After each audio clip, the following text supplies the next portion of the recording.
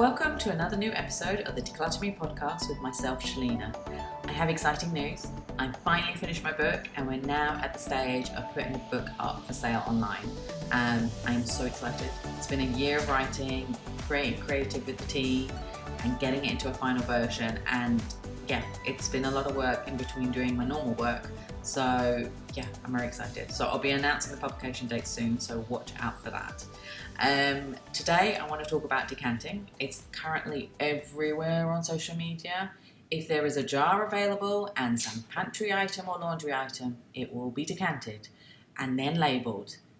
And it's just too much. Like, I know it looks aspirational and it looks good for the gram and everything, but like there has to be a sense of reality. There has to be a sense of, is this going to really fulfill my life, having this? If it does, okay, fine, do it. But, you know, people are not realizing how much time it takes to decant and how much it costs as well. You know, it does look great for the gram, but, you know, it can cost thousands of dirhams. And I know because I've spent thousands of dirhams with clients who have then had a mini heart attack on the price of having so many jars. And I don't understand the need to decant laundry items into jars and boxes. So I'm going to ignore that even happens in today's podcast, even though I am mentioning it now. The only time you need to decant laundry detergent into a box or a jar is when you get those massive bags of laundry detergent because you've got a big family. Then I can understand putting it into a smaller box because it's easier than carrying a massive bag every time and trying to put the detergent into the machine, because that's just bonkers. But otherwise, no. You don't need to put laundry pods into another jar. It's already in a box or in a bag that it comes with. I know, because I buy them. So let's not. No. Let's be sensible here. I won't lie. I have decanted a few things into jars, mostly coffee, those coffee pods, sugar, tea, and spices. And you know I love a good tea and coffee station. Like, there's a podcast episode about it, and there's loads of pictures on the gram of me creating coffee and tea stations. So there is a time and a place, and I like it because these jars are next to my machine and next to my, other coffee things, and I drink coffee every day. So it's fine, and it's my one thing that I have. And everybody has their thing. Mine is coffee, which is not as much as a lot of people I know who are into coffee and have lots of machines, but it's my thing. So yeah, and I don't decant everything. I don't have time to decant on a regular basis, and I don't have the patience to do it as well. I've had clients that ask me to create a kitchen or pantry like the ones they've seen on Netflix shows and on Instagram. And as I said, they have a slight heart attack looking at the price afterwards and then going, but how can it cost that much? And I don't even use expensive jars. I won't use the OXO ones or what's the other mate? There's Joseph jars now as well. Beautiful. But no, I'm not going to use them. I'm going to use the ones from IKEA and Home Centre because they're cost effective and they're just as good as the OXO ones. But people still have heart attacks because it does cost a lot of money. And then, I also decant spices. So I have 4 main spices that I'll use regularly, and they're put into jars. And then, those majority of spices you use in Indian cooking, if you're into Indian cooking, I have them in a very Indian mummy tin, so they're in there. And then I buy spices loose, so I had to buy little jars that I bought from IKEA, and I filled up those loose spices into those jars. But it's only a few jars because I only use a few spices, so I don't buy loads and loads of spices just for the sake of, a recipe. And that's a good thing about buying it loose, because then you just need to buy what you need for one recipe if it happens, instead of buying, lots of packets or lots of jars. Now, if you do buy spice jars, from shops, don't then decant them into other spice jars. You know what I mean? Like, if you want the uniformity, just buy the same brand then from the shop, or buy it loose and then just use the loose spices for whatever the recipe requires. But yeah, don't buy millions, because it takes up a lot of space. So think about your life and whether you have the time to decant into jars and to label them, And if you have a housekeeper to do the decanting for you, will they remember to do it? Do they find it an onerous task? And will they just choose to ignore it, which has happened a lot?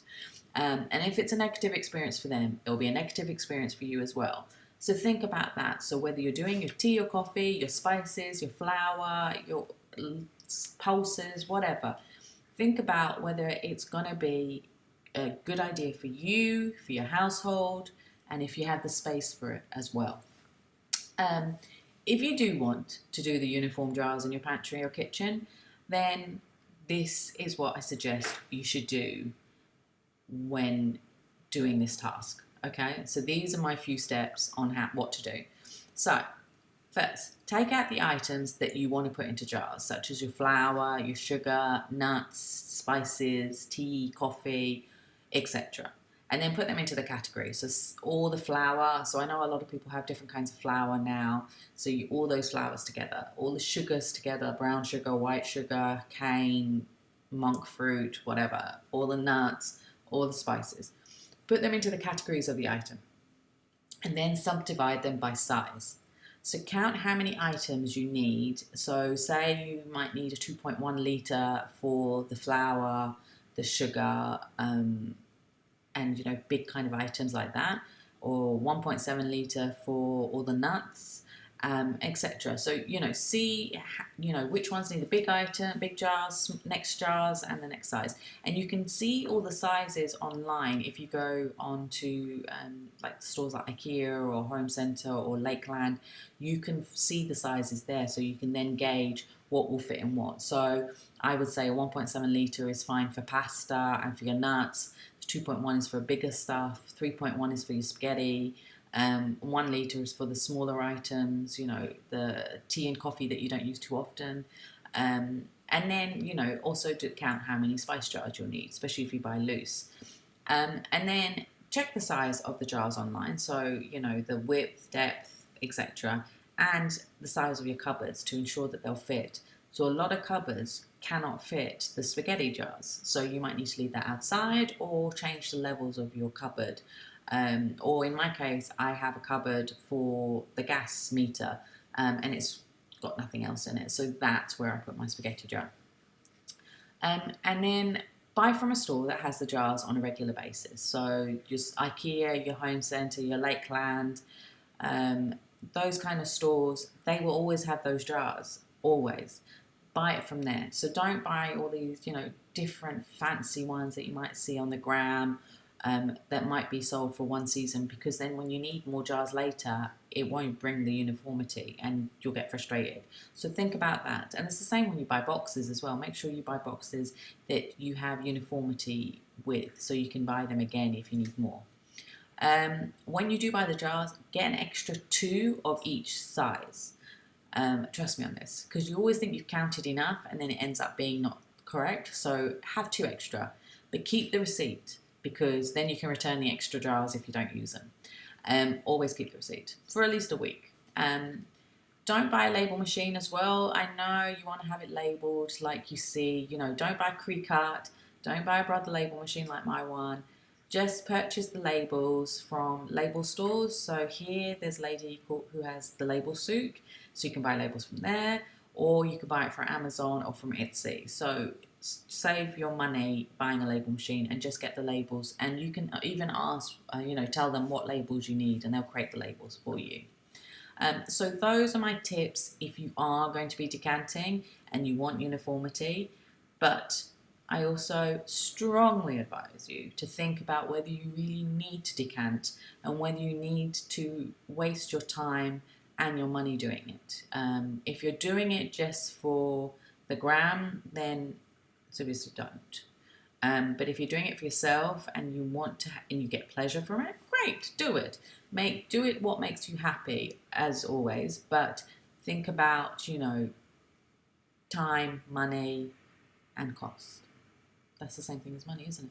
Anyway, so these are my tips for today. If you do need help to organise your kitchen and pantry, including decanting and labelling, get in touch with me on my website at www.declutrme.com.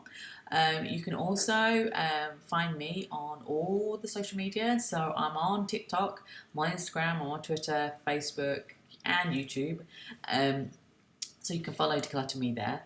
And don't miss our weekly episodes by subscribing to the Decluttr Me podcast on Apple, Spotify, Amazon, Angami, or any of your favourite podcast players. And I hope to hear from you. Leave a comment if you love what I'm talking about or you don't even love what I'm talking about. And I'll see you next time. Bye.